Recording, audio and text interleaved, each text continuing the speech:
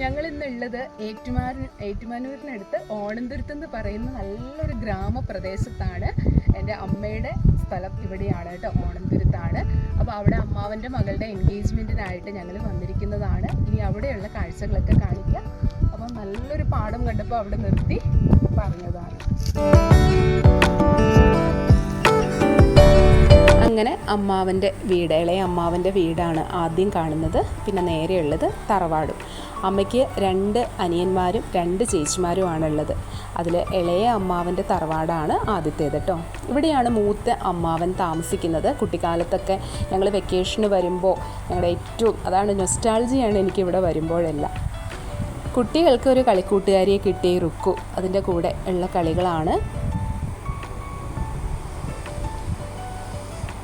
ചെറുപ്പത്തിലൊക്കെ vacation time കൂടുതലും spend ചെയ്തിരുന്നത് ഇവിടെയായിരുന്നു കേട്ടോ.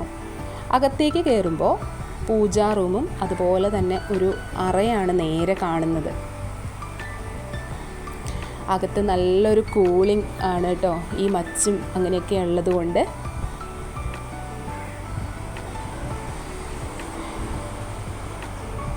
മുത്തശ്ശനും മുത്തശ്ശിയുടെയും ഫോട്ടോ ആണ് അവിടെ കാണുന്നത്. ബന്ധുക്കളൊക്കെ ഓരോരുത്തരായി വന്നു തുടങ്ങിയപ്പോൾ ഞങ്ങൾ പതുക്കെ സ്റ്റേജിൻ്റെ അടുത്തേക്കൊന്ന് പോയി നോക്കുകയാണ്. ഓപ്പൺ സ്റ്റേജാണ്, തൊട്ട് താഴെ പാടമായതുകൊണ്ട് തന്നെ നല്ലൊരു വ്യൂ ആണ്. മാത്രമല്ല എപ്പോഴും കാറ്റുമുണ്ട്. നന്നായിട്ട് അറേഞ്ച് ചെയ്തിട്ടുണ്ട് ആ ഒരു സ്ഥലം. ഇത് എൻ്റെ അച്ഛനും അച്ഛൻ്റെ അളിയന്മാരുമാണ് അവിടെ ഇരിക്കുന്നത്. ഓരോരുത്തരായി വന്ന് തുടങ്ങുന്നതേ ഉള്ളൂ. അങ്ങനെ പയ്യൻ അവരുടെ വീട്ടുകാരെല്ലാവരും എത്തി. വൈശാഖ് എന്നാണ് കേട്ടോ ആളുടെ പേര്. അവരുടെ കുടുംബാംഗങ്ങളെയൊക്കെ അങ്ങനെ വെൽക്കം ചെയ്തു.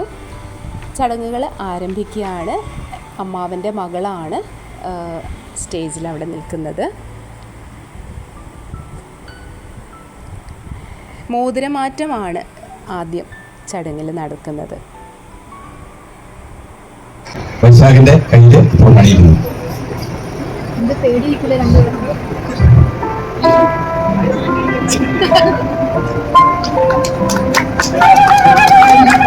അങ്ങനെ റിംഗ് എക്സ്ചേഞ്ച് ഒക്കെ കഴിഞ്ഞ് ഫോട്ടോസൊക്കെ എടുത്ത് സദ്യയൊക്കെ ഉണ്ട് ഞങ്ങൾ പതുക്കെ പോരുന്ന ഒരു കാര്യമാണ്.